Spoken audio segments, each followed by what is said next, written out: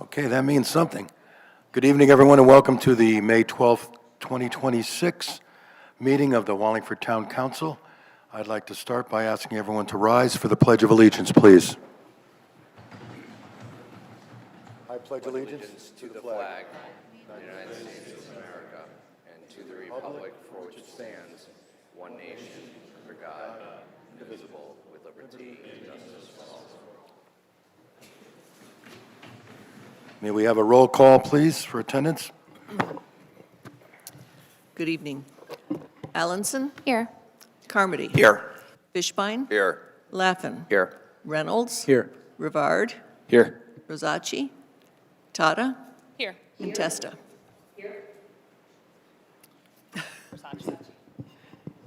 Oh, she's online? Oh, okay. And Testa. Here. Okay, all present and accounted for. Councilor Rosacci is remote. Our next item is the best part of the night in the beginning. Our recognition of the Lyman Hall Trojans CIAC Division II boys hockey team. Mayor, would you like to take over? Thank you, Mr. Chairman. We're excited to welcome our Lyman Hall Division II state champions here tonight. This is the first state championship in school history as a standalone program. Only 18 rostered players, with 3 being goalies, so every player contributed in one way or another to this season. There's been great leadership from team captains and seniors Owen Ham and Nate D'Amico. They qualified for the SCC tournament for the first time in 4 years, beat unanimous ranked #1 team in Cheshire in the state semifinals 4-1. And I happened to be blessed and fortunate to be at the very exciting game where you beat Kennard of West Hartford in the championship.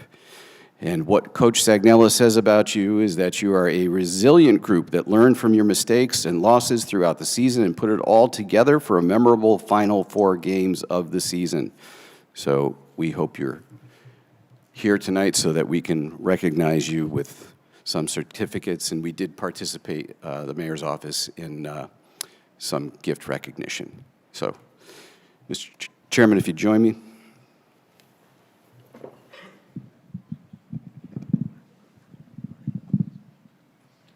Whoops.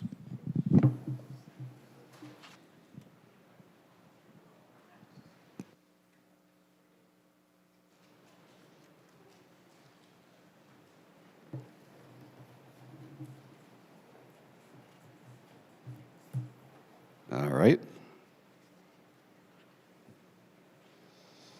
Do you want me to come to you? Okay.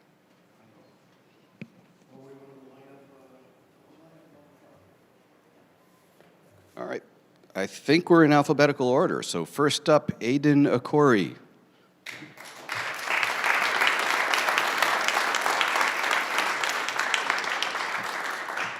Nice work.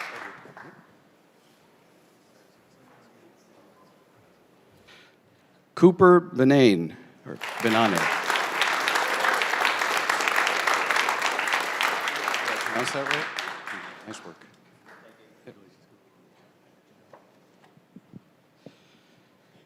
Jason Bonarigo.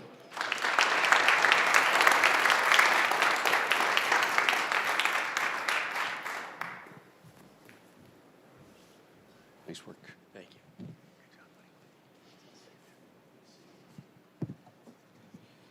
Beckett Brookie.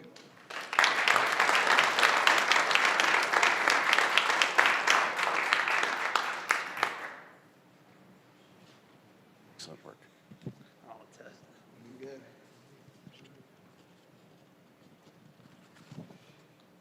AJ Capello.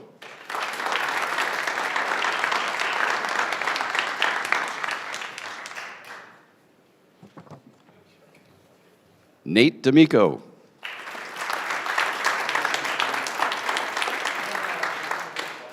Playing baseball tonight because he's not busy enough. Jake Eves.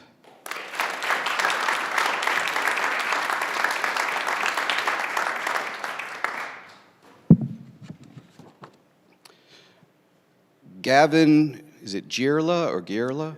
Gierla.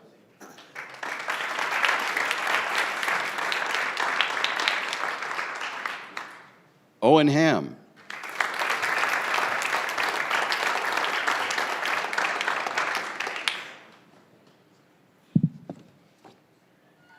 J.J. Laffin.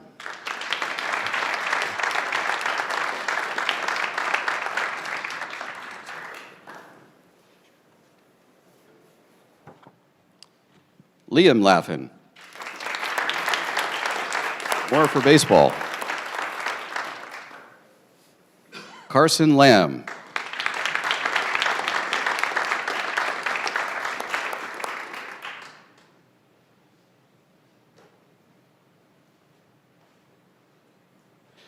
Nathan Loesch.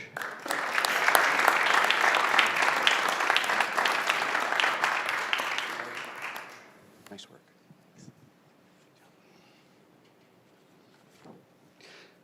Sam Nirbon.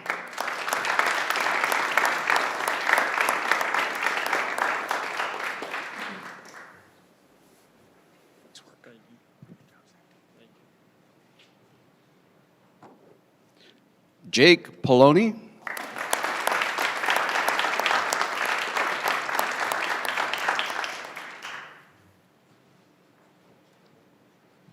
George Porto.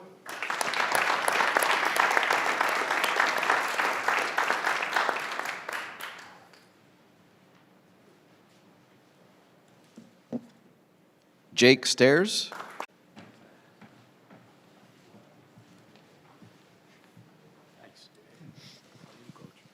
This is 2 times in a row I wasn't told I needed to talk.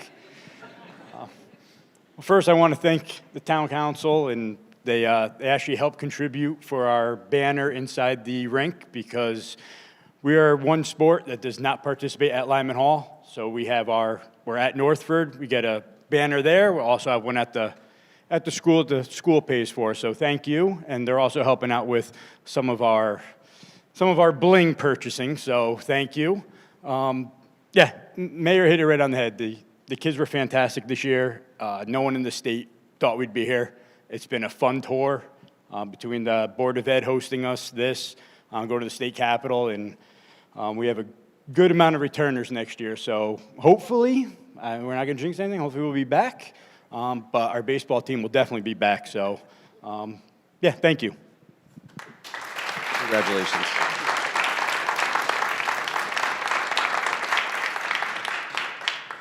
All right. Photos, anyone?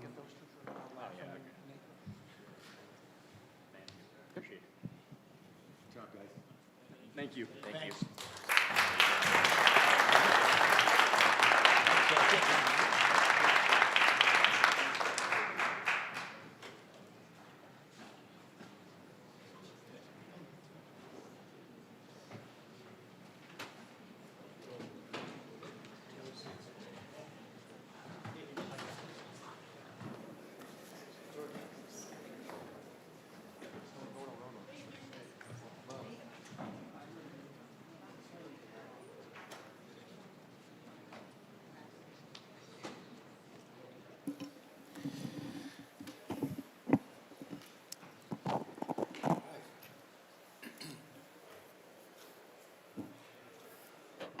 Okay, next item on the agenda is the consent agenda. Do we have a motion? Mr. Chairman, I make a motion to approve and accept items 3A through 3U, 3V as amended, and 3W through 3AA, and item 3BB, but with the removal of the April 28th, 2026 meeting minutes.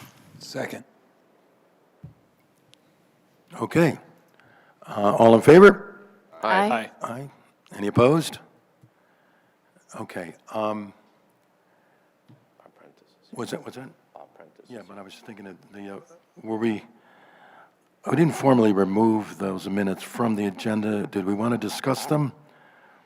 The item we didn't vote on, it was pulled. I didn't form. That's up to you if you want to discuss or if you want to just hold off till the next. Why don't we hold off? We can handle the corrections. I submitted the corrections, so I think, yeah. Right, there were just some disagreements. There needed corrections that needed to be done, so we'll take those up again. Thank you. Also, there was a reappointment tonight of Mr. Robert Prentice. Bob, you want to come up and get sworn in? The alternate to the Historic Properties Commission for a term of 5 years. And Thank you for your continued service, ongoing. Actually, the clerk's not here, so, Yeah, the clerk's- and I don't think Ms. Tubby is prepared to take his oath. So, And Mr. it needs to be the clerk? not necessarily, well, if, I don't have the oath memorized, I would offer it as a commissioner of the Superior Court, but, yeah, call us in the morning. I'm going to do it. Sure, come on up.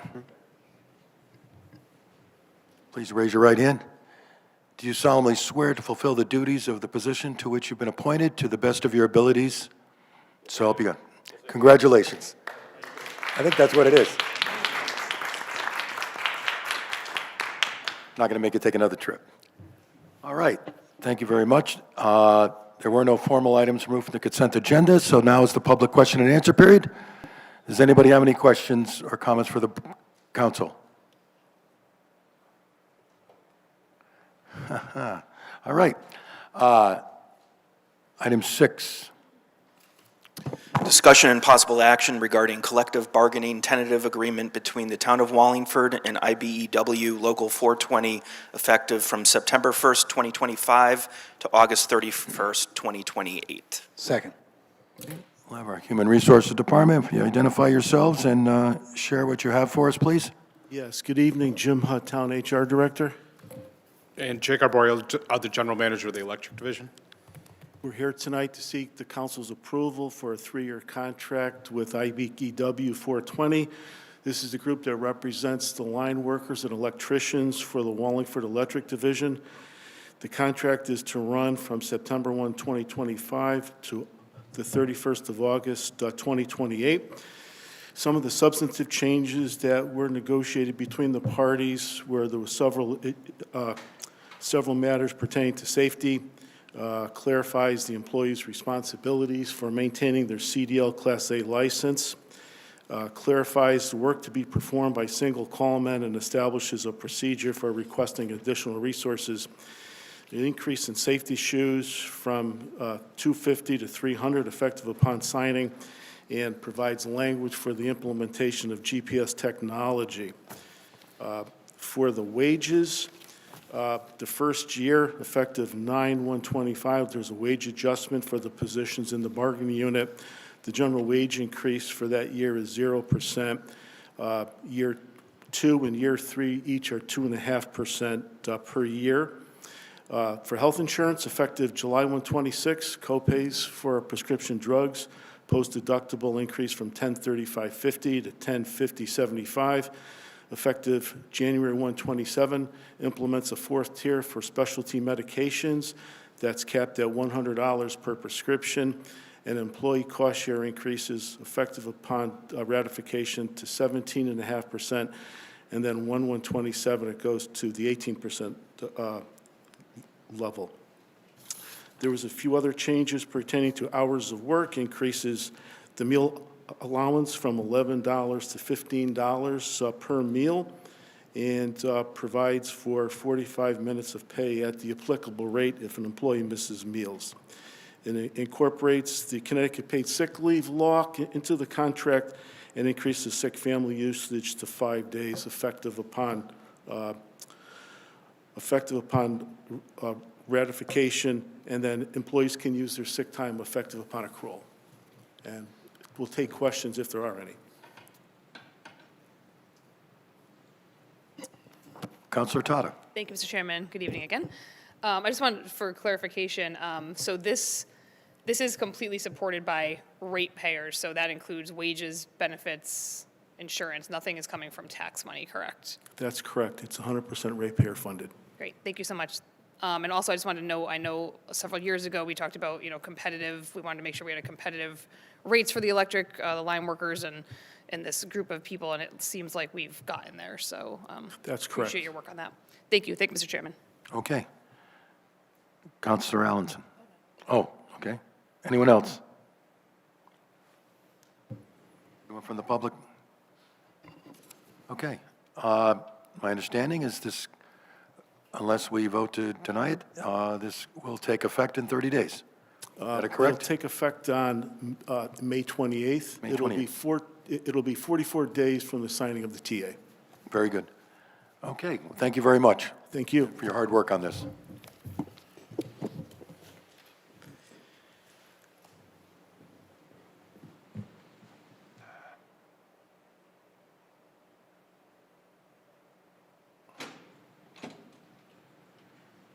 Item 7. Mr. Chairman, I make a motion to accept a donation of large boulders from Tilcon, Connecticut, as presented by the police department. Second. This would typically remain on the consent agenda, but because it was a generous donation from a business to the town, I thought it'd be nice to just have it be an agenda item so the public was aware of it. And if you all, please come up. And if you all recall, we were talking about the security situation at the new police station, and I was going to suggest they build a moat, but that didn't receive any support. So perhaps you identify yourself, Yeah, so Chief, and let us Anthony- know what's going on. Good Thanks. evening.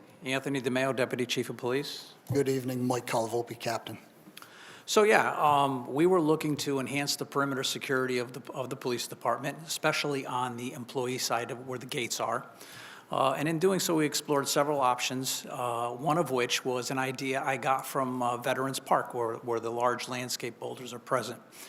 So I reached out to the Public Works Department. They let me know where they got it, and that was from Tilcon, Connecticut. Reached out to Tilcon, and they graciously met me on our premise, took a look at what we had, and I was seeking to, get a price for purchase of these items, maybe as a capital expense or whatnot.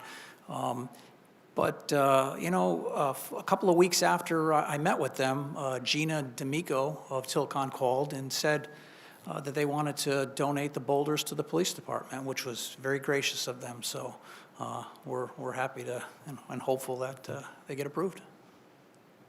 And if I understand, I mean, they're going to deliver them?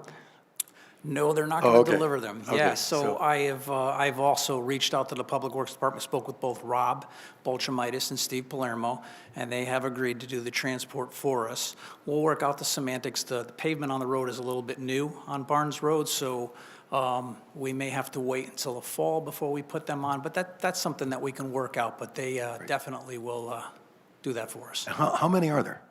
Well, we don't know. I think we got to kind of see how big the boulders are and how we're going to place them. So once we get them on premise and start navigating that, we'll see how many we need. We appreciate that. I Yeah. mean, it's a pretty nice project, and Yeah. and it's certainly very, very nice of them to do that. Absolutely. Anybody have any questions? Yes, Counselor Tata. Thank you, Captain Calvolpi. Chief DeMeo, how are you? How are you? Good. So I know I brought this up at the meeting a few weeks ago, and I brought it up to, I was just thinking, I don't know who's going to be happier, Chief Ventura or my husband Joe, that they don't have to listen to me ask about this every time I drive by the gates, because I've been asking about this since you've been in there. But I just out of curiosity, is this going to be by the gates or also the side where the trees are? So it won't be behind the firearms training center and the mechanical building there. It won't be on that. That line is going to either get new trees or a fence line. Likely won't be up there. Yeah. Okay. And I mean, that doesn't seem like that's as much of the issue anymore. Not as big a concern. We're Yeah. more, concerned about vehicular traffic just coming right around those gates and entering onto our property. Perfect. Well, thank you so much thank you to the donators, but also to you Yes. for getting this done. So that's a great solution. So thank you. Thank you, Mr. Chairman. Anyone else? Anyone from the public? Okay, we don't need a roll call for this. All in favor, signify by saying aye. Aye. Aye. Anyone opposed? I'm sorry? Oh, I'm sorry, Councilor Rosacci. You scared me. Anyone opposed? Okay, thank you very much, Chief, Cap. Have a good evening. They're on the next. Oh, don't go anywhere. Okay. Next item, item 8. Mr. Chairman, I make a motion that we approve a transfer in the amount of $200,000 from regular salaries and wages, $100,000 from wage differential to capital police equipment. Second. Okay. Perhaps you can explain Okay. what this is about. Yep, so we have an opportunity to move monies from those two lines in order to support two different projects that the chief is interested in taking care of. One is going to be to replace some end-of-life radios that the police department has in use right now. Those are the APX 6000s. They're no longer supported by the manufacturer. They can't be repaired when they're broke. So they have advised us to phase those out and move towards the APX 50N radios or N50 radios. N50 radios. That's one piece of the project. The other piece of the project is the chief has been wanting for several years now to transition to the red dot sites. And in doing so, we need to also transition the firearms, and that's the other piece to this line item. And it's coming from within your own budget, just a transfer Yeah, from yeah. extra amounts that are left in those two accounts? Yeah, so, we have extra money in the wages due to some vacancies during the course of the year with the sworn officer positions. And Right. Any questions? Counselor Allenson? Good evening. hello? So my question was, when I read the backup, it said that the radios were moving to the next iteration of these. Have there been a lot of iterations after this one? Only because I know sometimes in my own world of technology at work, we will see something is discontinued and we go to the next thing, but then that thing is now discontinued fairly quickly also. So I'm just making sure that we aren't going to a technology that is going to also be. So it's my understanding that what came after the 6000s was the 8000s, and then the N50s are after the 8000s. So I think this is the newest platform at this Okay. point in time. Okay, awesome. Thank you very much. That's all I had. Counselor Fishbein? Thank you, Mr. Chairman. Not to get hyper-technical, but red dots. Why the red dots? Because, you know, most shooters find red dots to be a unnecessary crutch. They make fun of them. They talk about that. Why the red dots? Well, I'm not a firearms expert, but the red dot system is something that you'll see a lot of the law enforcement agencies at this point in time transitioning to. It is an option that allows the shooter to more quickly acquire the target and more accurately shoot the target. You can do so with both eyes open, which gives you some better perception around you. And it's the move that the chief is looking to make right now. They did do some testing in our agency as well. I think we have 12 red dot solutions, red dot sites right now on our firearms instructors, several of our SWAT operators, as well as the chief, and they found them to be very favorable. So why not lasers? I mean, because I got to tell you, I can't shoot with both eyes open a red dot. Okay. But I can shoot a laser with both eyes open, right? Because just so everybody knows, you know, the red dot does not project Correct. onto the target anything. You see it through a scope, and you line up the scope with what you see there.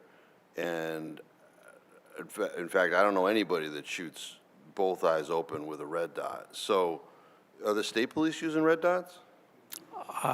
I do not know if the state police is using red dots. I do know that some are. I don't know if the entire state police has transitioned over to that at this time. Yep. I could speak further on this. I'm self-admittedly not a good shot, and when we went to the red dot, it's a lot easier to acquire the target. The reason for not using a laser, you give up your position. When that laser is activated, you're giving up your position to your target. So lasers are not a good thing. With the red dot, they don't see where you are. Only the user of the red dot knows where that dot is. Also, lasers let the target know that you're serious, too. So when they don't know, I got you on that. I mean, I'll have a more lengthy conversation with the chief, but Yeah. I will tell you that they're very frowned upon as a crutch. And I don't know if you guys have done any training in high-stress situations with red dots. I mean, I'll leave it up to you to determine whether or not that's an effective tool. But I know my experience, and I know what I'm told about them. And I have them. I have lasers Yeah. and I have red dots, right? So, but anyway, thank you, Mr. Chairman. Councilor Rivard. I was going to ask about red dots as well. You gave me a good answer in terms of, you've investigated the other options. Professional opinion right now is we're going with this, fully in support of it. There's positives and negatives on lasers as well that I can read, through AI and other means, but I'm going to trust your judgment. Thank you. Okay. Councilor Laffin. If it eases anyone's concerns, police officers I know in other communities that have red dots prefer it when they just got issued new weapons, and they said it is better for all the reasons that you said. Yeah. Okay. Well, we are here to approve the transfer, not the philosophical decision to take on the red dots, but anyone from the public? Return to the council. Any other comments, questions? Okay, can we have a roll call vote, please? Allenson. Yes. Carmody. Yes. Fishbein. Yes. Laffin. Yes. Reynolds. Yes. Rivard. Yes. Rosacci. Yes. Tata. Yes. And Testa. Yes, unanimous, it approves. Thank you very much, gentlemen. Thank Have a you. good evening. Thank Be you, s- appreciate it. Please be safe.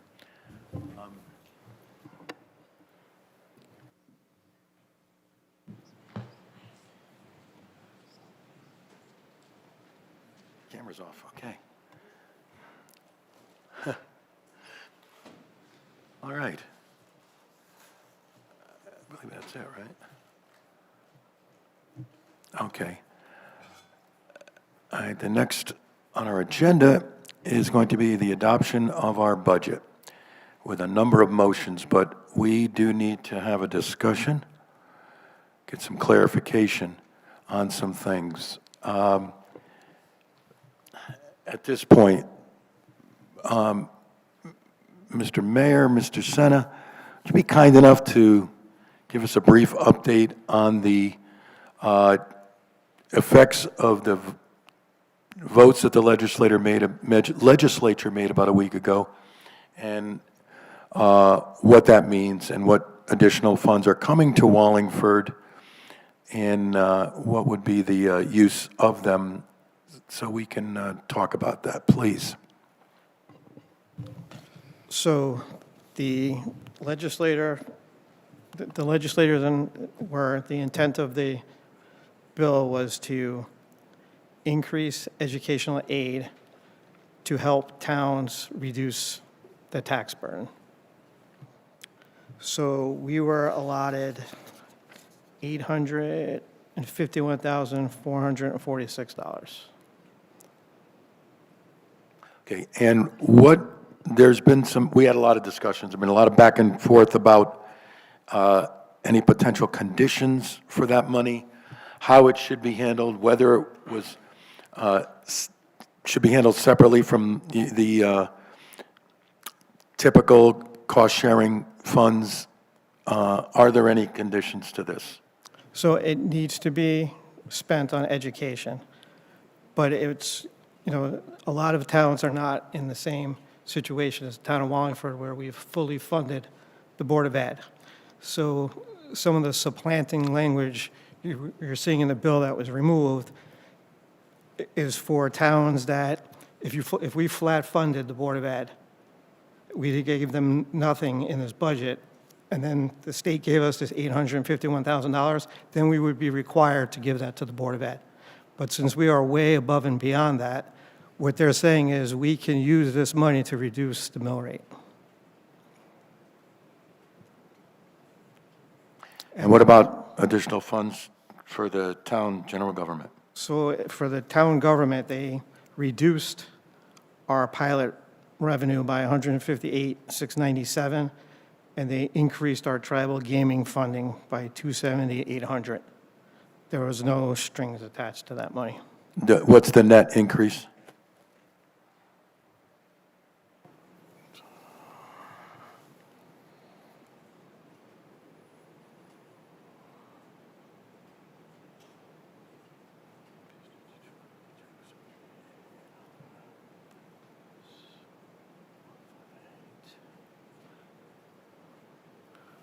$112,103. 103? Yes. Okay, thank you. Now, are these amounts currently reflected in the budget we are considering? So I emailed you the reconciliations Right. earlier today, so they are included in that. How are they included? Like in So, what lines and how are they being attributed? so we increased the educational cost sharing revenue by the 851,446, which is Okay. page 10. We increased the tribal gaming funds by 270,800, which is page 10. We decreased the state pilot revenue line item by 158,697, which is page 9. And then the difference between those three, we reduced current property tax revenue. So so the motions we're going to be working on, the way you reconciled this, I'm just going to call this $1 million just for the sake of, well, 3,000. Our revenue from the state has been increased by that amount. So if that's how we go forward, we would be able to reduce the amount of revenue necessary from taxes by the equivalent amount, correct? Correct. Okay.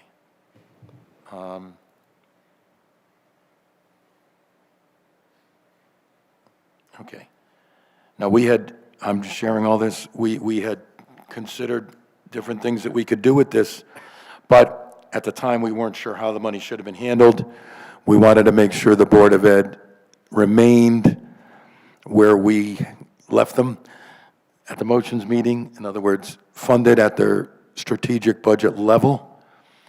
And we thought we might have to make some reductions and then they would get this money directly to them, but that's not the case. So the way it is right now, the Board of Ed's budget will still remain the way we changed it, and they would receive their strategic budget request in full. Is that correct? That is correct. Okay. And the additional, round numbers, maybe an additional 200 plus is just additional that we can offset taxes. So we don't have to do anything to the Board of Ed budget for them to remain funded as we wanted them to be. Okay. Correct. So now I guess what's before us is the way the administration reconciled this in the budget, the way we want to do it. I would entertain a discussion on that if anyone wanted to make any changes. I'm not sure.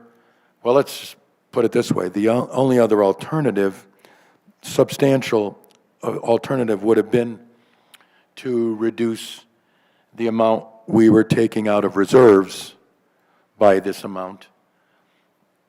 That would have left the mill rate and the tax increase as it was at the end of our motions meeting. So this is, I think, philosophically and any other way, this is the decision we would have to make. Would we like to maintain the increased level of contribution from the reserves that we voted on, and further reduce what effectively is the tax increase by this amount, or not? Or do we want to reduce the reserve amount and keep the taxes where they were at that time? So that, I'm open to a discussion and suggestions on that. And then I'll be open to any motions anyone else wants to make if they want to make any. Councilor Rivard. Thank you, Chairman Testa. My personal view on this is, at the time of the motions meeting, the council, I think, worked really collaboratively to do a few things, right? We offset some incremental, very necessary positions in the fire department. We fully funded the Board of Ed for the first time in a while. And then, we also made a choice to, assume a certain risk profile with the reserves projected by the end of the year. I was comfortable with that reserve level at the time. And so in the spirit of this new state money, my preference would be to further reduce the property tax burden of the taxpayers in Wallingford. I think we had already reduced it about 50% of the prior proposal, but I would be in favor of doing it more, especially considering this potentially is a one-time, and I'd like that to be back in the pockets of the citizens. Thank you. Thank you. And that, again, Mr. Senator, that is one of the alternative sets of motions that we're prepared to make, does that, correct? Yes, Okay. version 1 does that. Version 2 reduces the reserves from 900,000. Got it. Okay, anyone else? Councilor Allenson and then Councilor Fishbein. So I'm not extremely comfortable reducing the reserves, or reducing the reserves by 2.9, in addition to this, by essentially further reducing leaving the reserve reduction whole, right? I would rather offset this and put it at the 2 million. I'm happy to do the other, so put the reserve reduction at 2 million. My thought is that this is a very large reduction. We are being told that we will see in, ourselves hitting reserves this year. And I am worried that we're making big wagers and we could be kicking the can further down the road. Everyone has no problem saying they told me so on things that I'm wrong about. So I would rather have that happen and be a little bit more cautious. 2 million reserve reduction is still a large amount. And I have kind of stood on the fact that I wanted to reduce the tax burden on the citizens of Wallingford from where it was, while continuing to be able to invest in our departments as we motioned to in the motions meeting. And I think that I was very hesitant, but knowing that these funds were coming, I felt like maybe we could have this conversation about offsetting. The reality is that it could be that we pass the budget tonight by a narrow margin, and then we're coming back to a veto override. So my thought is, can we get to a place where we are all comfortable? I'm happy to, reinstate Columbus House as you like, and then use the other 800, use the other monies to restore some of the reserve reduction, if that's what we would like to do as a whole council. I'm just saying that from the perspective of caution, I hate being, either way, we could be wrong, right? But I feel like this is still aggressive. It's more aggressive than we've been in the past. And I think that let's find out before what happens this year, before we actually take more aggressive steps in the future. And then this way, we're not messing ourselves up for next year, where we could be having a very different conversation like last year if we have eroded things too far. That's really all I have to say. Otherwise, I'm just rambling. Thank you. You like version 2.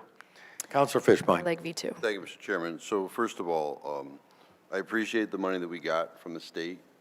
I will tell you that it isn't enough. And just by way of comparison, and one of the reasons why I didn't support, Vernon, which is a smaller town, we have 44,000 people that live in our town. Vernon has 31,000 people. They have a smaller school district than we do. Vernon got $3.4 million. And nobody could explain to me why. We got essentially 1.1 here. I don't think that's fair. And unfortunately, all too often, the the reimbursements, the increases are not based upon student population. They're based upon something else. So, but I do appreciate what we got, right? Because it's more than what we had. So we reach a crossroads. And, you know, I think, Mr. Chairman, and I'm going to make a motion, Mr. Chairman, that we take 8,500, it's 800,051,446, and increase the education cost share revenue, essentially increase the revenue line to general government, which in effect would decrease the tax increase. So moved. What's that? Well, all right, well, you're just moving ahead from the discussion into the one of the two motions that we need to be making, because they're ready to be made, but I was hoping we'd have a little discussion about it first, but. Yeah, I said you said that you were interested in. Oh, I know, I understand. And I'm trying to move the ball forward, so. I'll second it for point of discussion, but All right, so the motion's been made.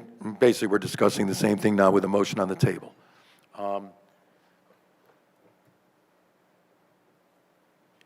We should just,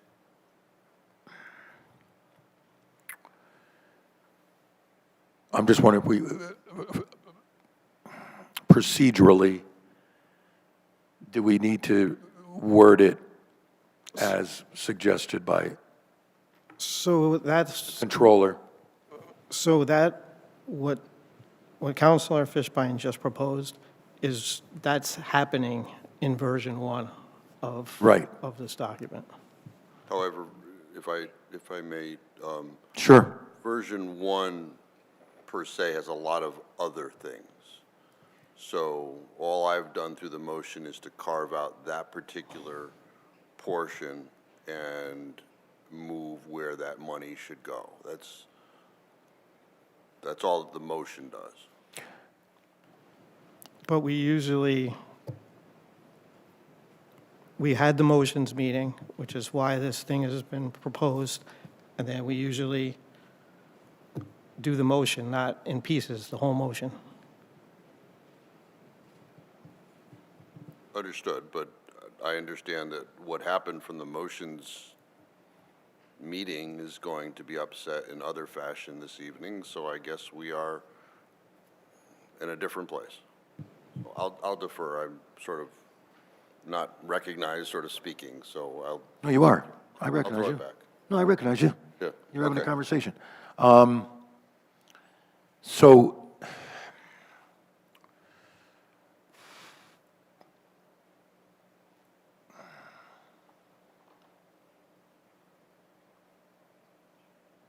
what's that? Yes. Okay, the motion on the table, we can talk about it. Councilor Reynolds. Okay. So I'm just curious, I don't know if I understand what the motion is, and so I'm asking for a little bit of explanation. Based on, so the two versions we had, one with the 2.9, one with the 2 million, this would apply to the 2.9, and this would just be moving 851,000 from one area to another portion of this whole version of this, or is this a separate thing entirely that we're talking about here? My understanding is that this is what, one of the two ways the comptroller has suggested reconciling. And that was version 1, Mr. Comptroller? That you said in the Well, without the 112,000. Version 1, where it says increased audited fund balance, 2.9, that's the version where everything went to reduce taxes. Okay.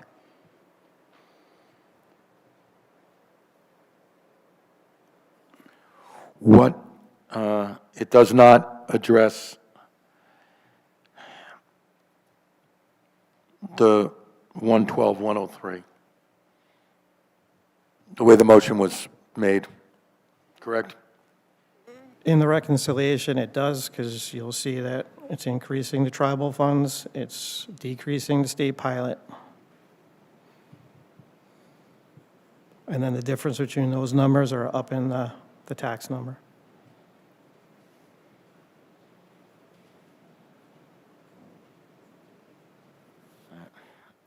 Counselor Laffin. Thanks. I'm just going to keep talking about the other stuff, I guess, Yeah. all in general.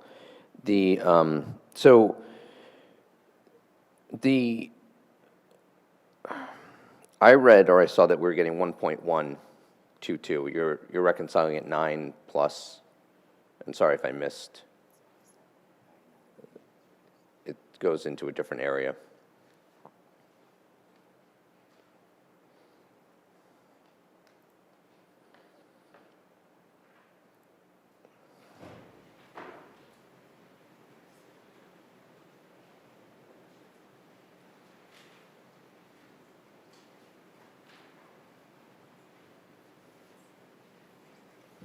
So there's other grants that were included in that, but I don't know where you're getting the 9.1, the 1.1 million, because everything we have was an increase to 946,509.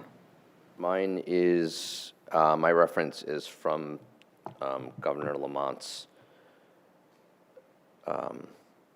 press release. It said that Wallingford is receiving $851,446 for education and $270,800 for municipal aid, for a total of 1.122 million. Yeah, because because he conveniently left out that they cut the pilot grant by 158,697. Yeah, that figures. Okay, thanks. That explains it. That was my question.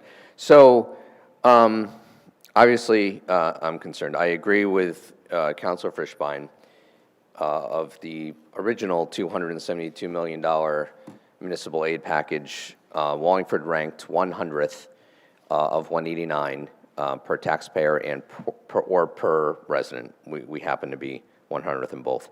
The average cost to a taxpayer was about $105 for that part of the package of the surplus. So Wallingford taxpayers are paying $35 and they're getting the $35 back. And $70 of that is going to other communities, some of which, as Councilor Frischbein mentioned, are smaller without a strong explanation of where. The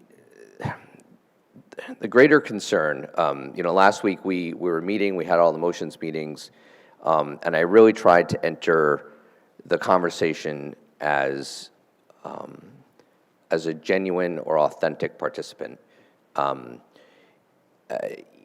crossing my normal hesitancies with the amount that we were taking out of the general fund.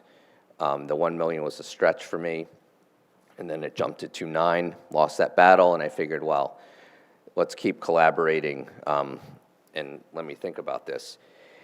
And I'm a little frustrated because that whole night, for those hours, we kept saying, well, if the state does this, well, maybe the state will be this amount, it should be this, so it's okay. We can increase it 600,000 because the state's going to give us more.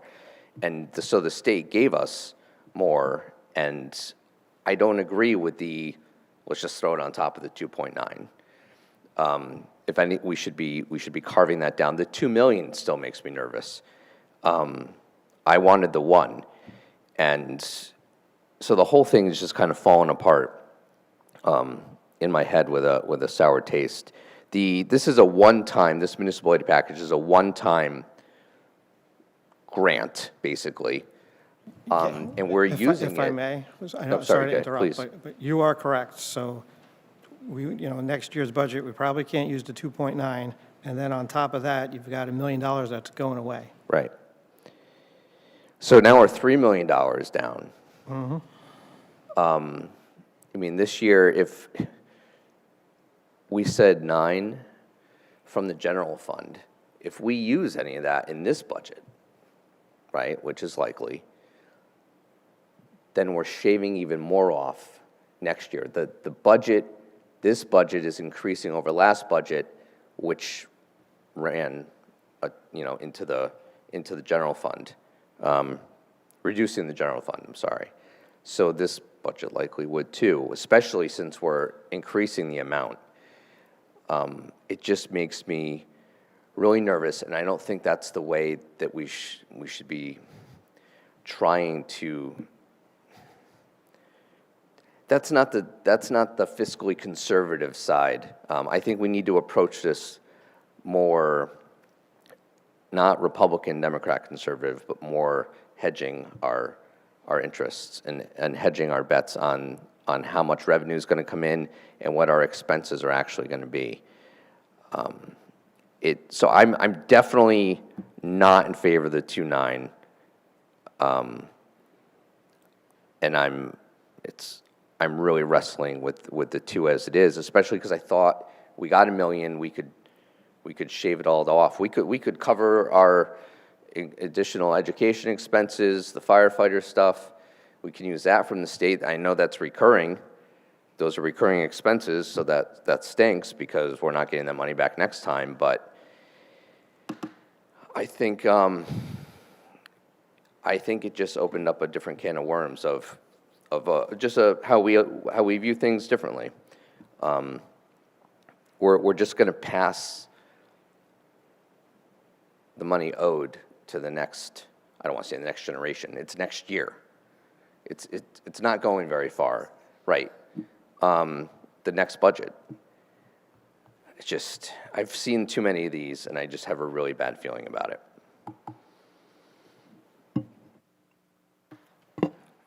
Councilor Tata. Thank you, Mr. Chairman.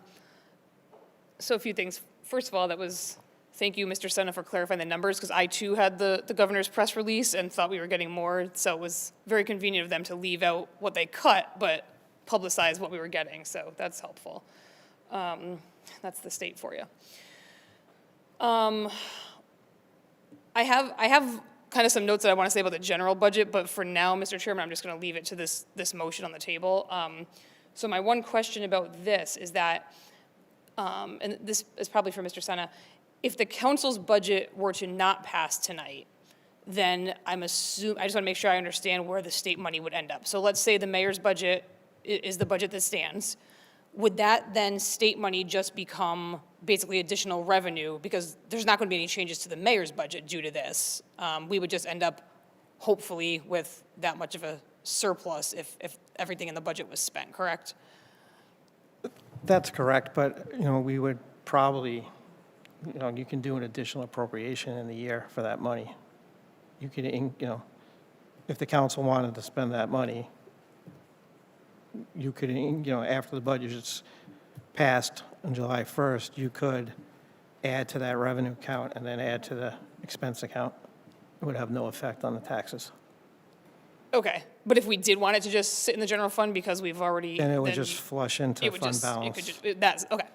Okay, perfect. I just want to make sure I understood how that would work. All right, thank you, Mr. Chairman. Councilor Reynolds. Thank you, Mr. Chair. I actually started out not at $2 million myself when we discussed this last. And in part because the money that we contribute from our own reserves every year is mostly unspent money on people that we don't have yet hired. And as I said in the last meeting, if we have a bumper crop of candidates and we hire everybody, next year that $9 million is going to get raised because we will have spent it when we hired everybody that cost $9 million, right? So that's basically why we always have money. And then there's the other part, right? There's the $9 million, but then there's the $1.9 million. And that's the thing, that's the sticking point that I kind of wanted to just remind everybody. The $1.9 million, which turned into $2.9 million, that was what we overestimated from the year prior. So whether that money's in our bank account or not, that's money that we over-collected. And I recognize it wasn't that much money relative to the overall budget. Part of it came from fees and all these other things. But really we're dealing with a $1.9 million quote-unquote surplus that we are operating with it. And I think we can all agree that based on the audited amount, it's $1.9 million. So that was money that we collected from people that we didn't have to collect or that we didn't estimate that we needed to collect, but we did. Now the state gives us $1.2 million. I also want to know how much Vernon got removed in their pilots if we're going to get snarky about who got what money and what. So let's see what they got taken away from them too. Since we didn't get $1.2 million, we got $950,000. But that 950 on top of the 1.9, well, now we're talking $2.8 million, and now we're almost back up to 2.9. So really, the money we got from the state and the money we over-collected kind of cancels out the 2.9. So I just wanted to point that out, that we're back to the money that we're already talking about. Now, if we're talking about compromise, if we're talking about ironclad votes and all these other things, I'm willing to compromise, because remember, I started off at 900K. That's what I was willing to go into the hole on. So I'm willing to compromise, but if we're going to compromise like that, if we're going to start talking about taking money back that we thought we would agree to do if we got the money from the state and all this other stuff, then I would like to think about other things, including Councilor Allison's suggestion about adding more money to Columbus House and some other things as well. I think there's other things that we can consider. If we're not going to go all in on the 2.9 because we don't feel like we're all going to agree on that, then if we go to the 2 million, I would like us to consider that $900,000 is in play for other stuff. And that's the way that I would like to look at this. So, thank you. Councilor Rivard? Yeah, I don't want to sound like I was uncompromising. I mean, obviously, if there's something that we wanted to go somewhere in the middle, the spirit of what I stated was, I think the intent of the state money was to reduce property taxes. However,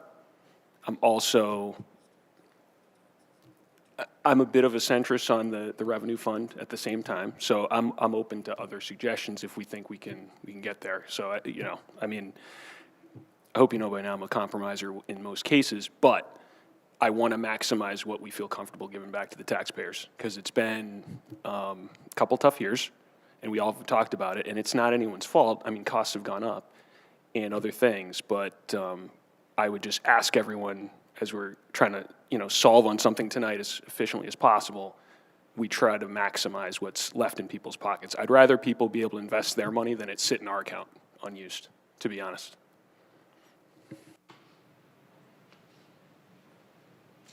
Okay, if I may, Mr. Senna, I'm having a little bit of difficulty with the two sets of motions you gave us, and I'm sure it's a simple answer, but they both seem to have the same revenue and expenditure, but slightly different mill rates. And we've been going back and forth so often, I think my head's just a little cloudy. Can you explain which one of these two is the one that keeps the contribution from the general fund addition at 2.9, and which one has it at 2? Round numbers. Version 1 Well, has 2.9. Okay. Version 2 has 2 million. I know you said that, but I'm trying to find out where it is. Version 1, yeah, I got that too. So version 1, if I look, where will I see? So I go down, farther down. So it should be page 4 of the document. Okay, I see it. Okay. So we're reducing the property tax revenue by 2.8, roughly. The council action, see, that's previous council action, correct? Where increase audited fund balance? You have all these listed as council action. I wasn't, Because that's what you guys are we're taking going to tonight. do. Yes. Right. Okay. So then when I look at version 2, and I go to that same page, all right, there it is. So, got it. I guess my question was, how do we word our motions to accomplish one or more of these? And what's the impact of Councilor Fishbein's motion? That's what I'm trying to clarify here. In effect, what he has moved is very close to version 1. It just, he didn't mention the 100,000 for the town. So what Councilor Fishbein moved was just to increase revenue and reduce taxes. It will not include any of the motions that you guys did in the motion night. Please repeat that. The motion that Councilor Fishbein made was to increase the revenue, the state revenue, and reduce taxes. But none of the other stuff are, so his motion did not include any of the increases you made to, or increases or decreases you made to expenditures, or the other increases you made to revenue. So yeah, so basically, you can do one version or the other, or we can start making changes, and at the end, when you're done, I'm going to have to go upstairs and recalculate the mill rate. That's what I'm trying to clarify. You're saying what he's moved, am I the only one that's confused? May I? Am I? I hope I'm not the only one that's confused. Mr. Chairman, in both versions, if you look at page 4, Right. on both versions, they both reflect the same use of the 851,446. So essentially, I'm confirming through the motion that particular line. It is a form of bifurcating the motion. But we've already done that. Well, So that's why I don't understand the motion. at the time that it was done, I don't know that we knew the amount. So now that we have that amount, I believe what's anticipated this evening is to incorporate utilizing that money to the revenue line as reflected on both. Right. Right? So the motion merely takes that line as reflected in both versions and separates that for the purposes of moving. That's all that I did, if that clarifies that. And you've used the phrase several times, in the interest of moving. What is that? What do you mean by that? I made a motion.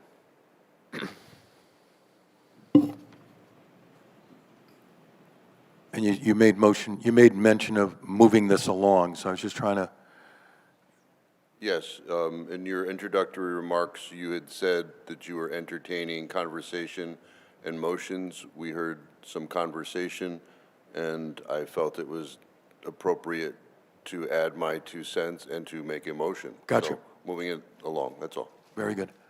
Okay.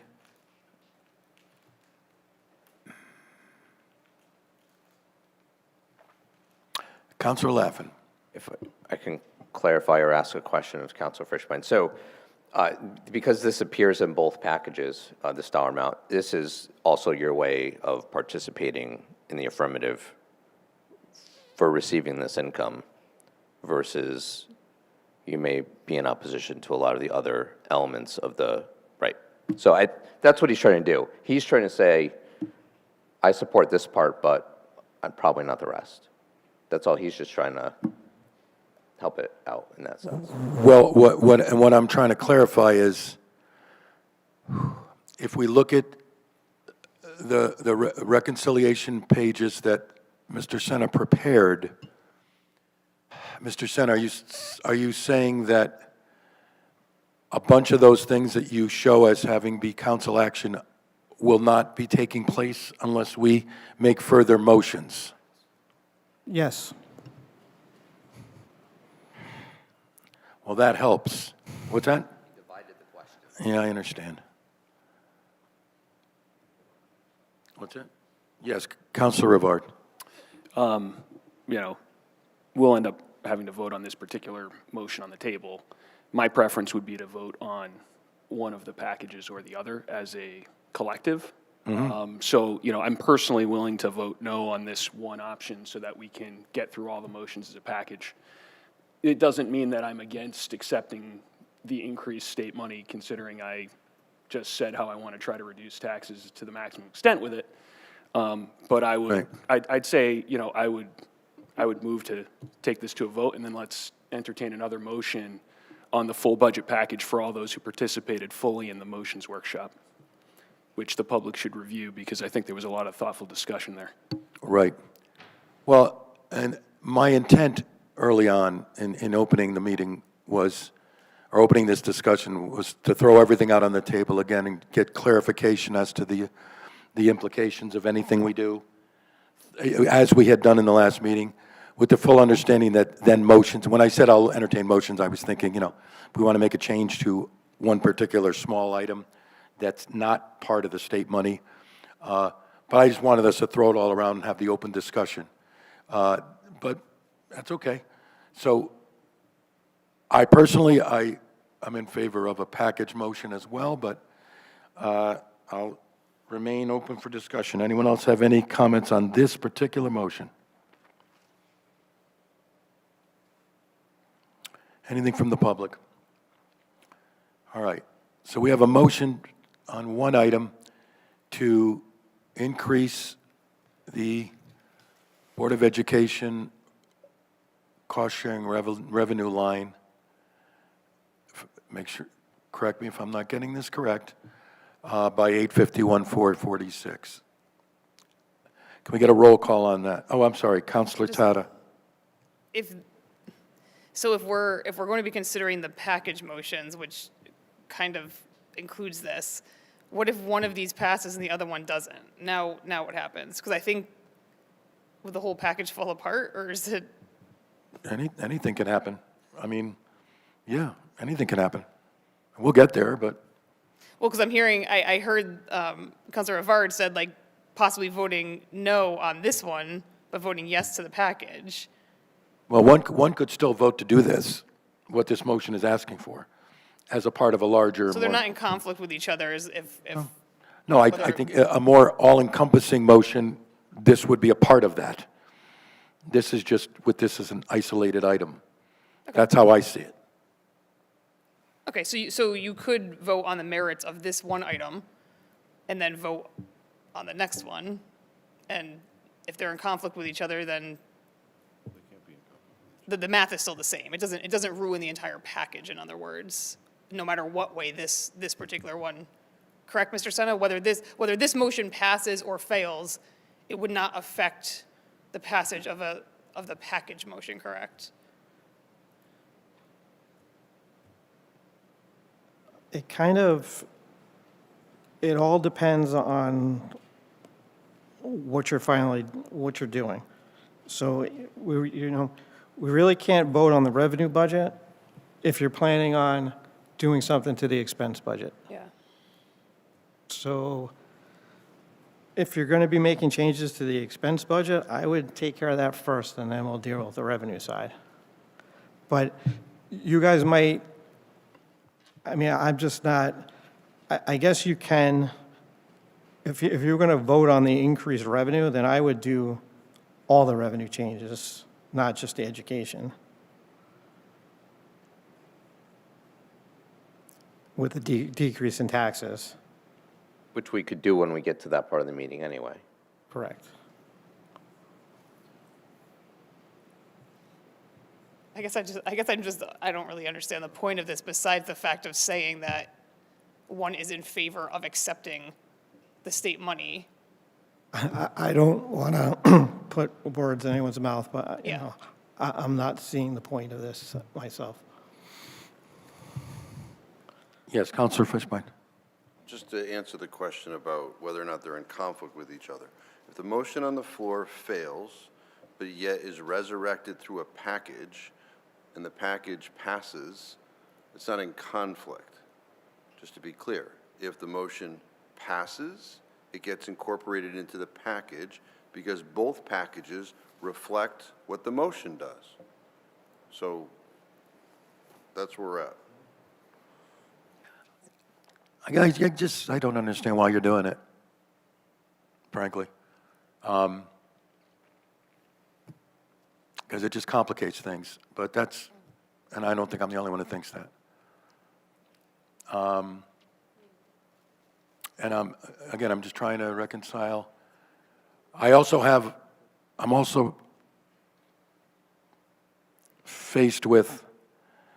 we are faced with the issue of, if this motion fails, can it only be brought up again? No. No? No. Okay. I want to make sure Robert's rules doesn't come into play. Part of a. You know what I So mean? your position is that that motion then is dead for the rest of the meeting, and it can't be incorporated in the rest of the package? No, it could be. That's exactly the opposite Yeah, of what I just yeah, said. that's what he just said. Yeah, so it's not, it can be resurrected, in fact, as part of a package. Yeah. Okay, Yeah. right. Okay. Isn't this, I'm sorry. Yes, Counselor Allenson. Isn't this effectively like when, I mean, I'm oversimplifying, Mr. Senna, so don't hate me, but isn't this kind of like when we accept a donation? Like we're just adding it to somewhere. Like, Right. we're saying we're going to accept the money, isn't it? No, because that would be the case if we already adopted the budget, and then we were going to accept the money, but we're adopting a budget. Okay, so why don't we just do this? I'll just withdraw my second, and we don't have to vote on it, and we can just go for a package. I don't think you can do that. Without the motion being removed. Yeah.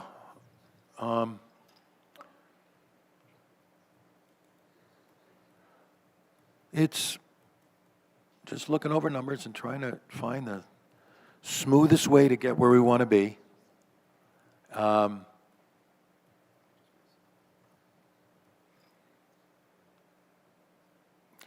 Mr. Sen, if this motion passes, then, as Councilor Fishbein said, we could make further motions, which would be the package minus that, for example, that action, correct? Quite honestly, I don't know the answer. That's why I said this. This gets confusing. It seems to me like you would be doing the same thing twice. If you make a motion, you accept that you're making those changes, and then you do the same motion in the general thing, then you've doubled up on that piece of it.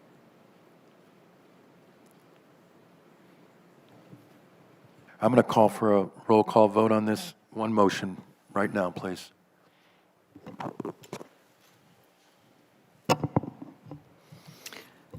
Allenson. In the interest of simplification, no. Carmody. No. Fishbein. Yes. Laffin. No. Reynolds. No. Rivard. No. Rosacci.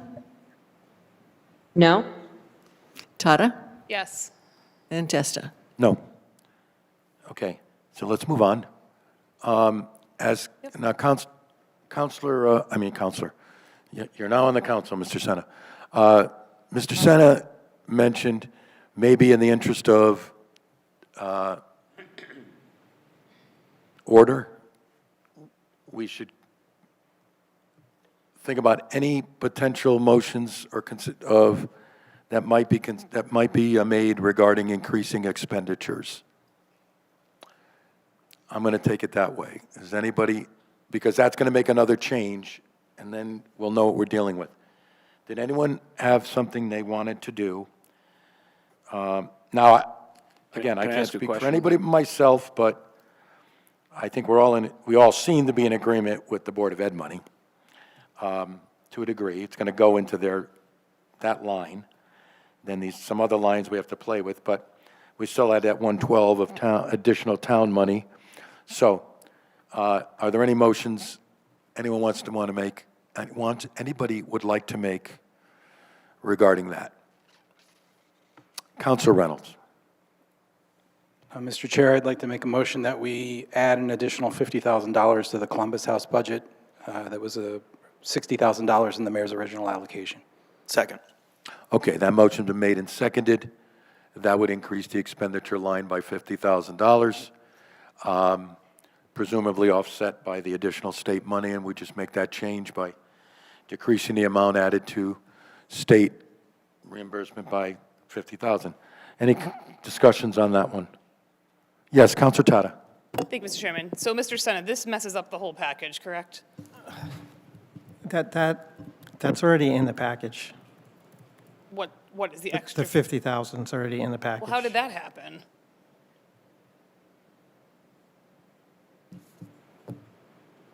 Wait, who decided that?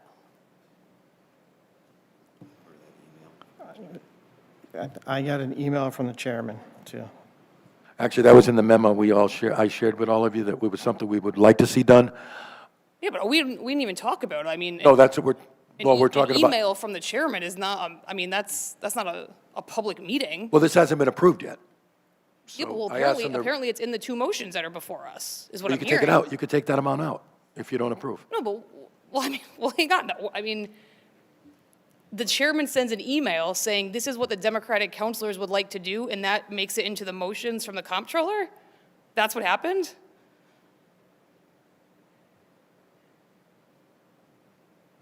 That's what I was instructed to do, so I did it. Who instructed that?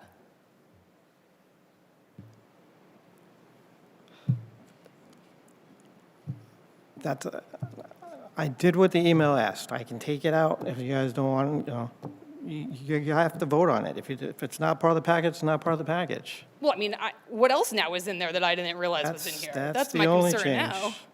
The only changes were that. That's the only change on the expenditure side, and we've already discussed the changes on the revenue side.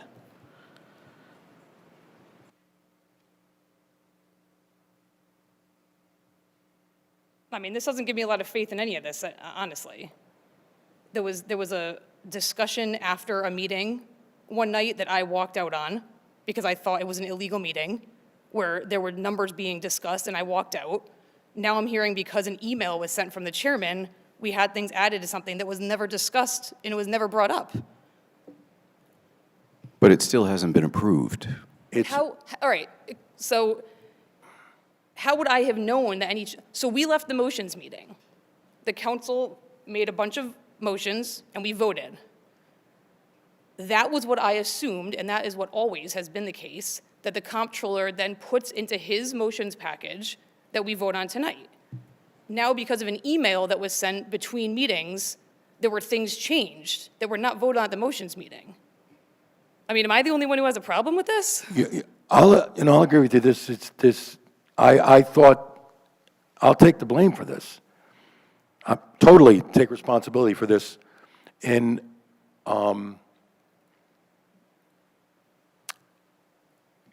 making it and causing Mr. Senna to include this already before we had a chance to vote on it, even though we're voting on it now. That's why I just asked for the motion. I didn't realize it was in here either. So he did what I asked, and I didn't intend for that to happen. Totally my responsibility. But that's why I shared it with everyone. I wanted everyone to know that this is something we would like to do tonight, so you'd have a chance to digest it and think about it. I think in the interest of just saving time, Mr. Senna threw it in the numbers so that we'd see the impact of it, and we could vote against it.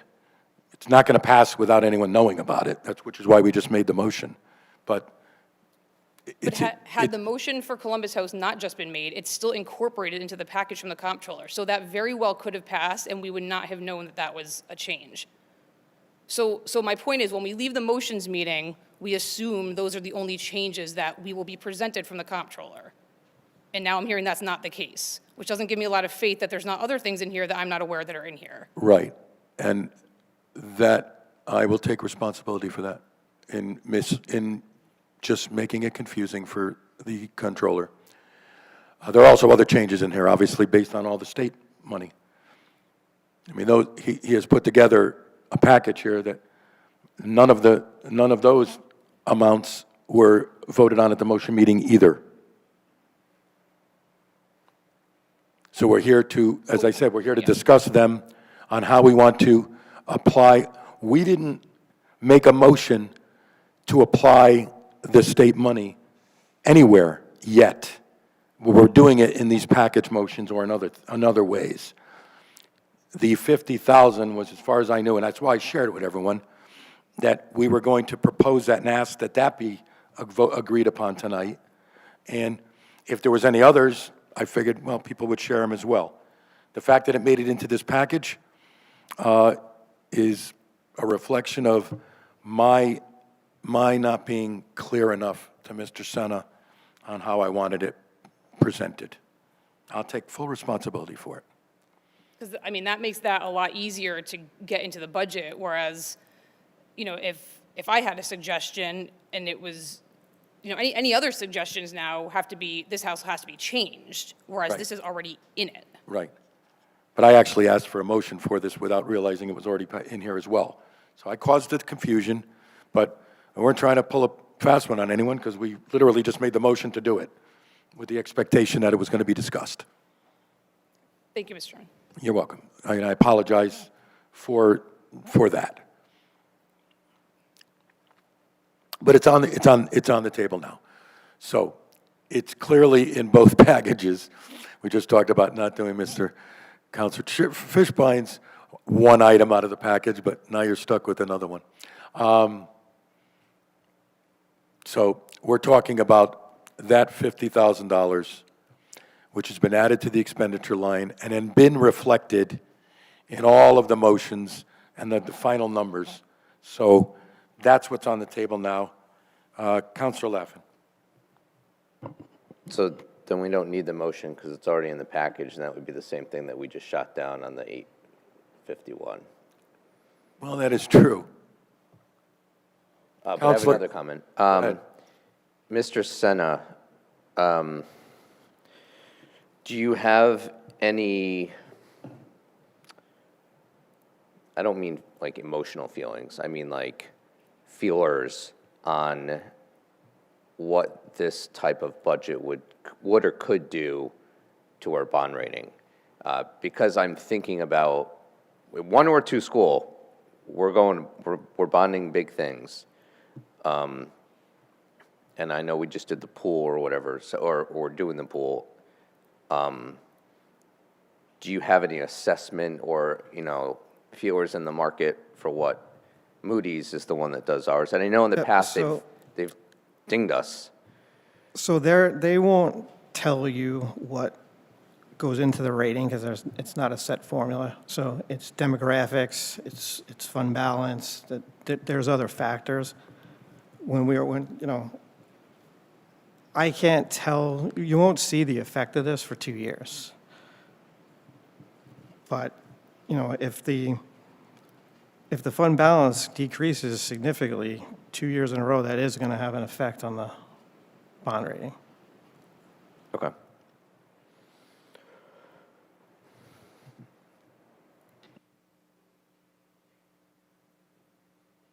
Councilor Rivard. I personally don't have an issue with 50 more K to the emergency shelter if it were to be presented in a package or otherwise. Mainly because I think the grants that they would have to close the gap on, I'd rather not have to do kind of an emergency appropriation. I think it's pretty tight. I think that we should encourage them to go and pursue all the outside money possible and maximize it, but I'd rather have comfort in knowing that the shelter would be open for the full cold season, especially considering the days that we had last time. And this is just a question. I think in terms of efficiency, people wanted to get stuff so it was ready to roll. Mr. Senator, just two items are different from the motions meeting. It's the 50K associated with, proposed by someone for the emergency shelter and the increased state funding that wasn't available at the time of the motions meeting, but there's no other adjustments in here. So the only changes was the 50,000 on the expense side, and then the 3 state revenue line items, and then the tax line item. Got it. And the tax line item in the two options is a result of the choices made with the revenue. Correct. Okay, gotcha. Thank you. So there's nothing else in there. I just wanted to be sure, and I didn't think there would have been, but. Yes, Councilor Tatum. Thank you, Mr. Chairman. If I may ask through the chair to the mayor, so just speaking about the Columbus House money, I assume you had I know you had a reason for giving what you gave. Obviously, that was the number that you gave, and now we're talking about an extra $50,000. And I'm just wondering what your basis was, where this extra $50,000 came from. So would you mind just giving your perspective on it and the amount that was in your budget and why now we're talking about change? It was some of the nonprofit funding that the town does counts on contributions from the generosity of the community. So I thought that that burden should be shared. Instead of placing it all on the taxpayer, we'd send Columbus House, we'd help Columbus House raise money to balance what they need to operate our shelter. That's as simple as that, and I have no strong feelings about the $50,000 addition, but I'll take this opportunity to say that my concern about the budget that's being considered by the council is that it has done a great deal to add reoccurring expenses that will come back next year, relying upon funding from the general fund, increasing the unallocated reserve. That is baking a tax increase into next year's budget before we get to wage increases, changes in fuel costs, and all the things that make every year a little more expensive. So, thank you, Mr. Chairman. Thank you, and I don't disagree, and I do have comments on the budget as a whole that I'll make after this, but, or after this motion at least. I know the emergency shelter, there was, some issues with it the prior year, and then it looked like this amount was good, and then I don't know where this is coming from. I don't know why this is the one thing that, I have no idea. I have no idea where this is coming from. I saw what the mayor did. I saw what we had to deal with last year. It seemed like that was all cleaned up. It seemed like everything was good, and now, so I'm not supporting this because I didn't even know about it until right now. I have no idea where it's coming from. But there's not any basis for this for me. I have no idea what this is about. So thank you, Mr. Chairman. Okay. Councilor Reynolds. If we want to just consider packages, and I just got the email at 4:30 with the motions in it, so I was not aware that the 50,000 was added. So for the sake of time, I'm willing to withdraw the line item motion of 50,000 since it's already part of both packages, and then we can talk about the packages themselves if that makes people feel more comfortable. Sure. I'll withdraw the motion. Second's been withdrawn. Okay. All right. All right. Now we're on to our packages. Now, clearly, anything in any of these packages can be amended or changed. Right? Okay. So,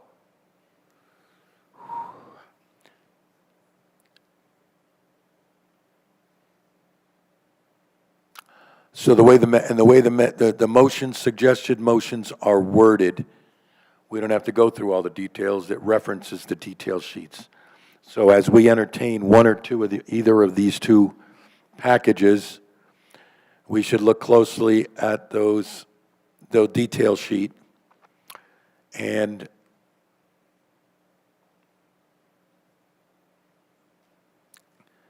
see if there'd be any changes that would want to be made to either, I would assume through amendments to the original motion. So,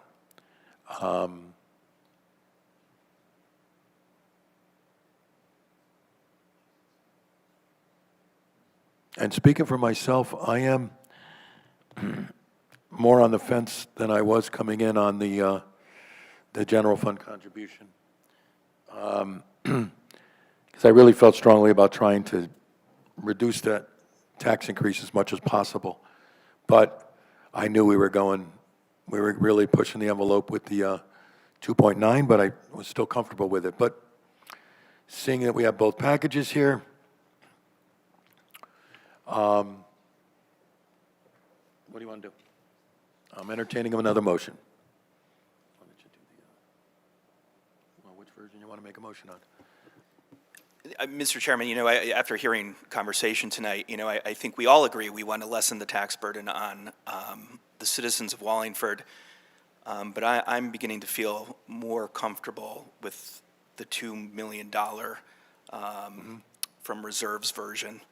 So I think at least I would like to go down that path. That's good, and it's good to know. And just so people know what we're talking about, the difference would be 0.15 mil for that difference. And keep in mind, we are further reducing the tax increase by attributing the state money to tax revenues. And that is correct, Mr. Senna, right?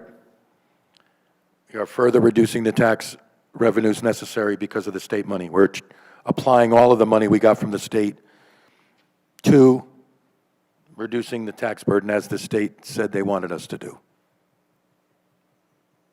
Yes? If we don't increase expenditures.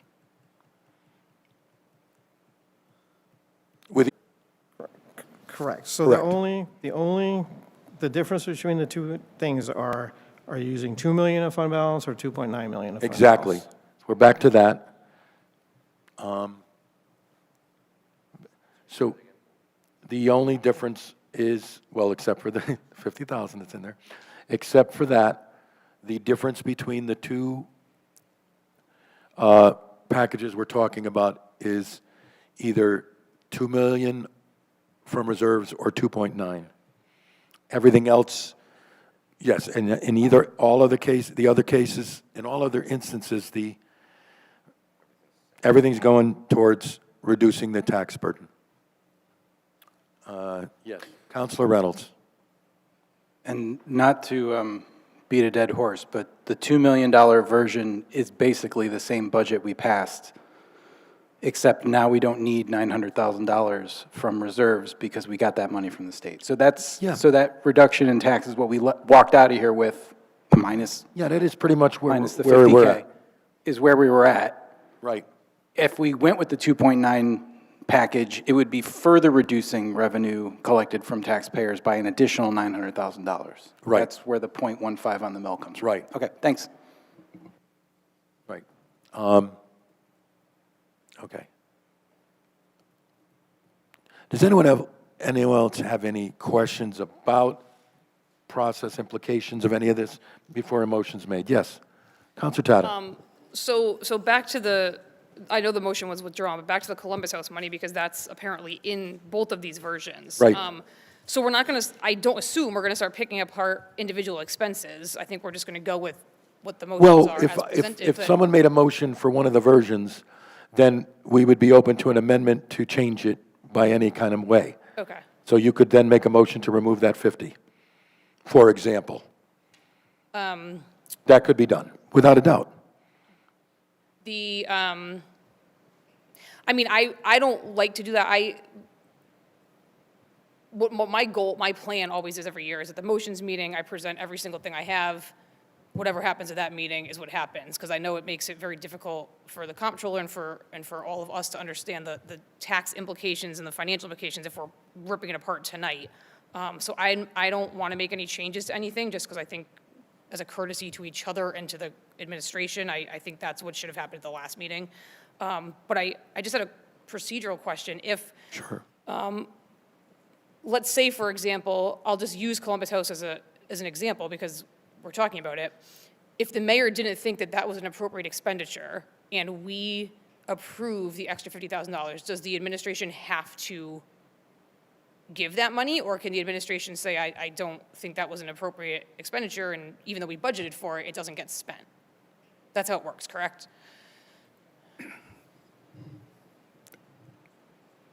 Mr. Mayor. Yeah, I'm just trying to think about how to answer that. The administration does administer the budget. So there is the possibility that the administration doesn't approve, even though it's budgeted, doesn't approve that expenditure or that portion of expenditure. But at the same time, you know, I wouldn't want to be disingenuous about what the council approves and managing the budget. I would prefer to address it in advance. Understood. Thank you. And I appreciate that sentiment. I'm thinking back to Councilor Testa, your pool money years ago that sat there for I don't know how many years. So the council said, here's the money for this, and then it ended up sitting there because the administration didn't spend it. So I just wanted to clarify procedurally that could happen. So okay, thank you. I need to call on Councilor Versace in case she wanted to speak on anything, because I haven't noticed any flags or buzzers. Councilor Versace, at the moment, is there anything you'd like to speak to? No, if we pull the 50,000 out for the Wallingford Emergency Shelter, I will want to speak on that, to talk about why I think it's important that we fund the shelter based on the report that the gentleman gave from the emergency shelter, saying what is currently in the budget right now will not even cover all the cold winter days that are anticipated. And I don't think that we can just depend on the generosity of the public. I still believe that we need to fund that shelter for our most vulnerable people. So that's all I wanted to say about that piece. If we pull it out, I'll make a separate motion. Okay, thank you. Okay. All right, I think we're ready to, I'm sorry, Councilor Allenson. Oh, and then Councilor Rivard. Councilor Allenson. Mr. Senna, in the interest of kind of moving along, if somebody makes a motion on package 2, for example, as is, would said person need to read every line of that? No, that's why it says, per the changes made on the proposed attached reconciliation. Thank you. So, Oh, I'm sorry. But if I may, if there's anticipation of the expenditure number changing, I would start there, because any changes to the expenditure side is going to change the revenue side. So we don't want to pass the revenue side, then change the expenditure, because then you're going to have to go back and do it. I understand that. So my understanding of this entire thing, as we've had this conversation, is that either way, the Columbus House money is in both of those. That is correct. Okay. So I'm just making sure I have the right motion in front of me. I think it's this one. So it would be motion 2. If you were going, I know, if you were trying to do that. unfortunately, the file name is cut off on my computer, so I can't see what I am looking at, but just give me 1 second. That's okay, I'll get back to you. So, no, You want to make a motion? I'm going to make a motion. So I would like to make a motion to adopt the total general fund revenue budget of $212,644,712 per the changes made to the mayor's proposed budget on the attached reconciliation sheet for the fiscal year beginning July 1st, 2026. Specifically for the other councilors voting, this places the state money back into the budget, and as we know, has already removed $50,000 additional from expenditures for Columbus House. Thank you. Is there a second? This is option 2, right? Yes. Second. And just for clarity,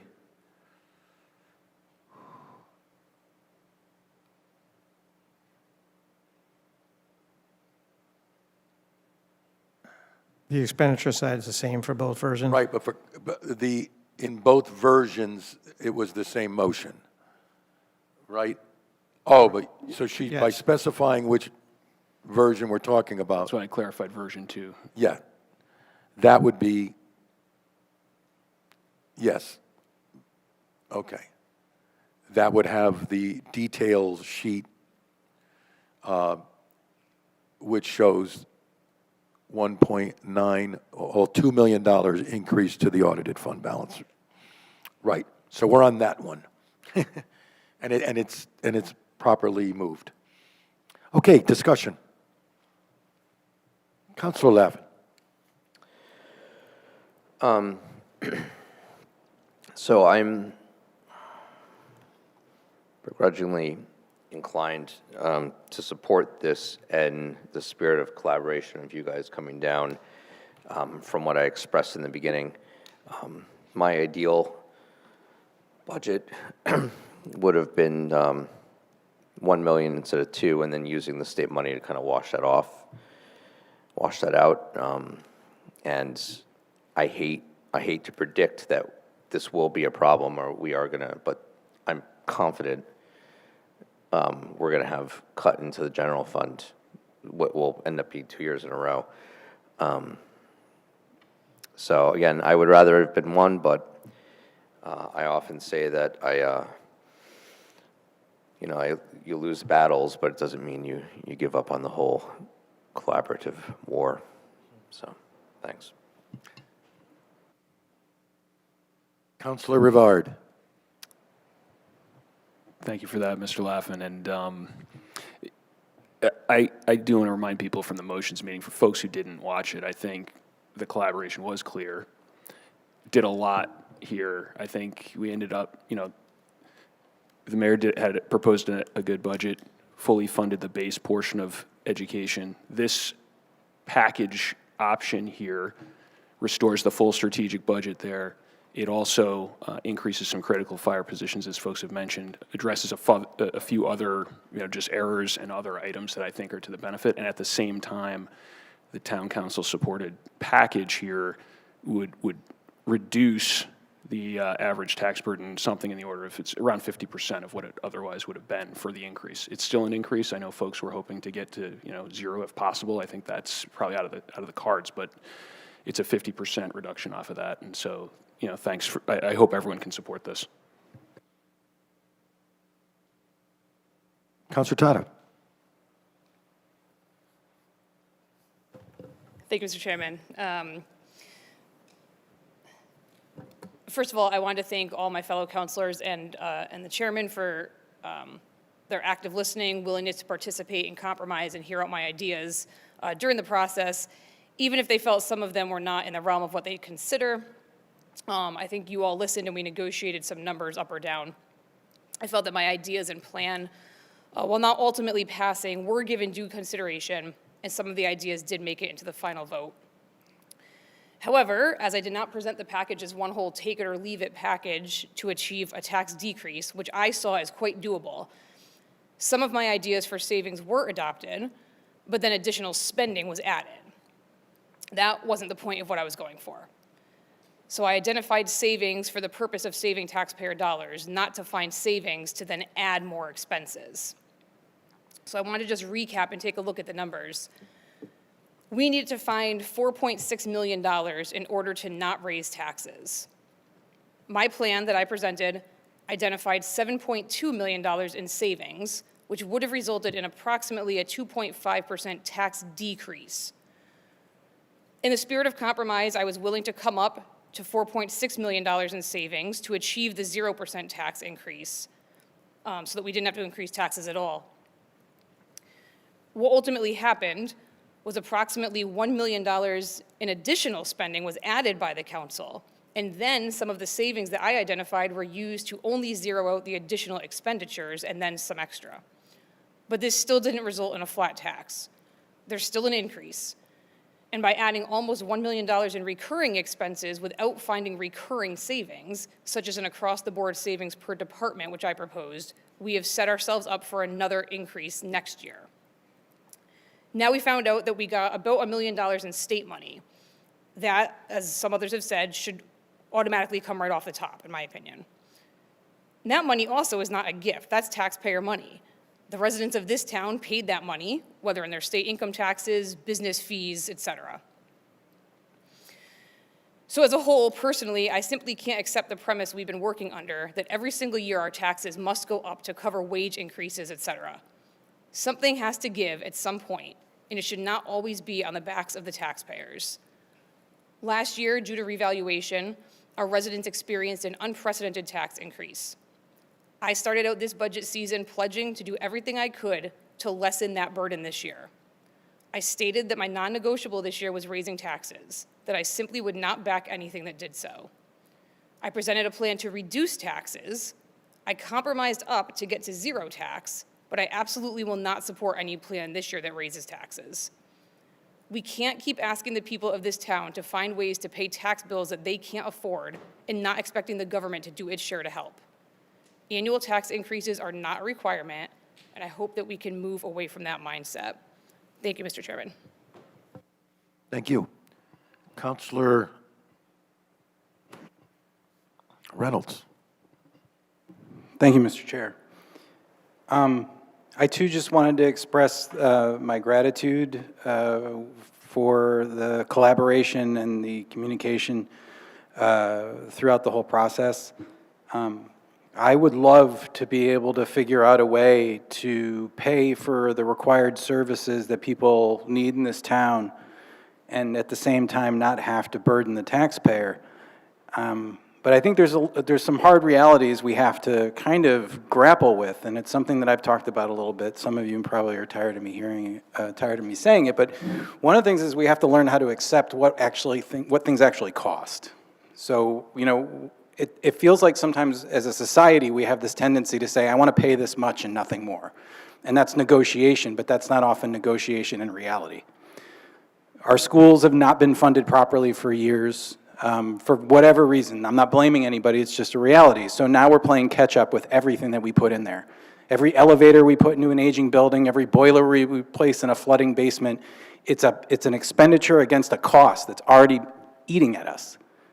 We're an aging town, right? We're an aging town that's looking to build more senior housing. And we paid for a study of the fire department and emergency services, and one of the things they came back was, you have an aging town.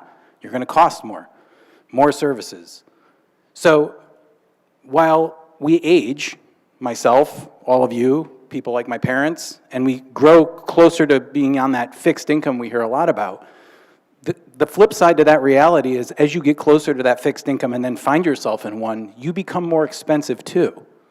Every ambulance ride, every covered medication, every single thing that we do costs more the older people get.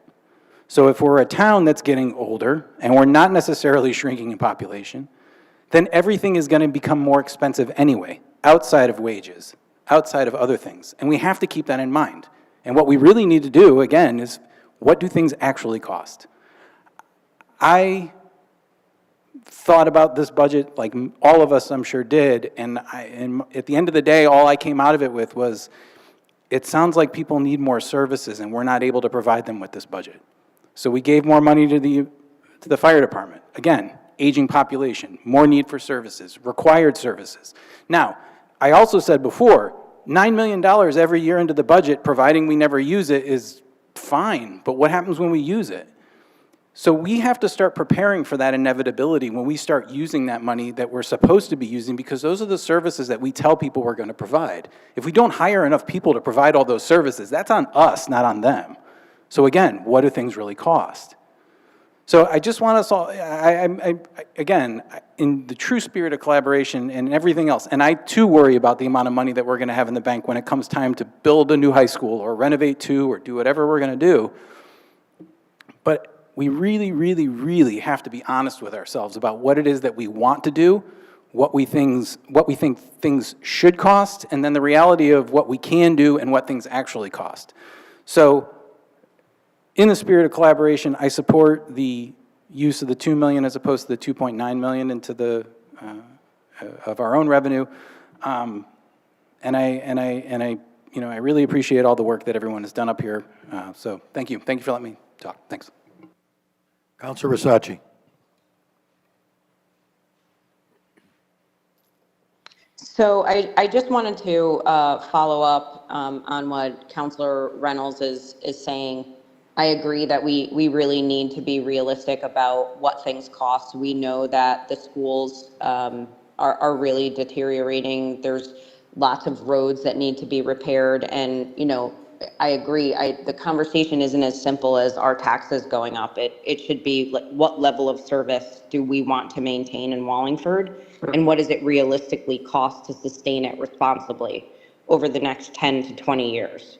We're trying to protect the quality of life of people in Wallingford, and I think that we have worked really collaboratively together, this council, to make some compromises and to talk about the realities of what's happening in our town, as Councilor Reynolds just very eloquently discussed.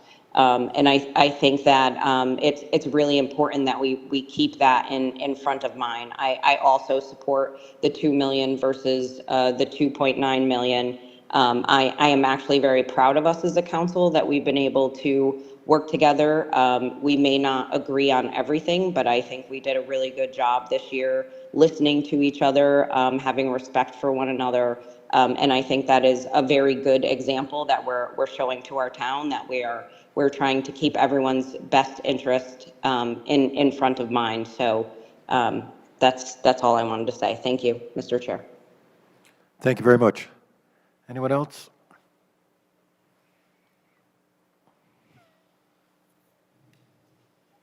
Okay. Anyone from the public? Back to the council. All right, so we have a motion on the floor to approve what has been referred to as version 2. Can we have a roll call vote, please? Allenson. Yes. Carmody. Yes. Fishbein. No. Laffin. Yes. Reynolds. Yes. Rivard. Yes. Versace. Yes. Tata. No. And Testa. Yes. That's 7 affirmative votes. The motion passes. Now we have a whole series of other motions that need to be made. I will turn it over to the vice chair. Mr. Chairman, I move to adopt the total general fund expenditure budget of $212,644,712 per the changes made to the mayor's proposed budget on the attached reconciliation detail sheet for the fiscal year beginning July 1, 2026. Second. Any discussion? Roll call vote. Allenson. Yes. Carmody. Yes. Fishbein. No. Laffin. Yes. Reynolds. Yes. Rivard. Yes. Versace. Yes. Tata. No. And Testa. Yes. Motion passes. Mr. Chairman, I move to establish the property tax rate for the fiscal year beginning July 1, 2026 at 24.57 mils. Real estate and personal property taxes in the excess of $100 shall be made in 2 installments, the first of which is due July 1, 2026, payable on or before August 1, 2026. The second installment shall be due January 1, 2027, payable on or before February 1st, 2027. Real estate and personal property taxes of $100 or less shall be paid in 1 installment due July 1, 2026, and payable on or before August 1, 2026, as provided by Connecticut Statute, Chapter 204, Section 12-144. Motor vehicle taxes shall be made in 1 installment due July 1, 2026, and payable on or before August 1, 2026, as provided by Connecticut General Statute, Chapter 204, Section 12-144A. Delinquent motor vehicle taxes shall be paid only in cash or by certified check or money order as provided by Connecticut General Statute, Chapter 204, Section 12-146. Property taxes in the amount of less than $5 shall be waived. Checks in payment of property taxes which have been returned by the bank shall be subject to a $35 fee. Second. Motion's been made and seconded. Any discussion? Okay, we have a vote, please. Roll call. Allenson. Yes. Carmody. Yes. Fishbein. No. Laffin. Yes. Reynolds. Yes. Rivard. Yes. Versace. Yes. Tata. No. And Testa. Yes. Motion passes. Point of order here. Do we don't need to read all of these individual line items, correct? No, you can say as presented in the budget. As herein stated. Yes, okay. Mr. Chairman, I move to adopt the budgets of the divisions of the Department of Public Utilities for the fiscal year beginning July 1, 2026, as herein stated. Second. Any questions? Comments? Let's just go. All in favor, signify by saying aye. Aye. Aye. All opposed? Opposed. Is that 2? No, that's 1. That's 1. Okay, Counselor Tata is opposed. No abstentions. Okay. Item 5. I move to adopt the budget of the Capital and Non-Recurring Expenditures Fund for the fiscal year beginning July 1, 2026, in the amount of $2,222,328 revenues per the mayor's proposed budget and $2,222,328 expenditures. Second. Motion's been made and seconded. Any discussion? All in favor signify by saying aye. Aye. Any opposed? Aye. Opposed? One nay. Counselor Tata. Okay, number 6. I make a motion to approve special funds of the Board of Education of the Town of Wallingford for the fiscal year beginning July 1, 2026, as attached hereto and made a part hereof, pages A through C. Second. Okay, motion's made. Questions? Comments? All in favor signify by saying aye. Aye. Aye. Aye. All opposed? Opposed? Opposed. Okay, 2 nays. Counselors Tata and Fishbein. Motion passed. Number 7. I make a motion to approve special funds of the Town of Wallingford general government for the fiscal year beginning July 1, 2026, as attached hereto and made a part hereof, pages D and E. Second. Motion's been made and seconded. Discussion? Counselor Fishbein. Thank you, Mr. Chairman. I just, I did look at this, and I saw it says, as attached hereto and made a part hereof. In what particular section? Oh, I see, okay. Yeah. It's the portion at the end that's highlighted with D and E. Okay, I did see this. That was my only question. I answered it myself, so thank you, Mr. Chairman. My pleasure. Any other questions? Okay, all in favor signify by saying aye. Aye. Any opposed? Opposed?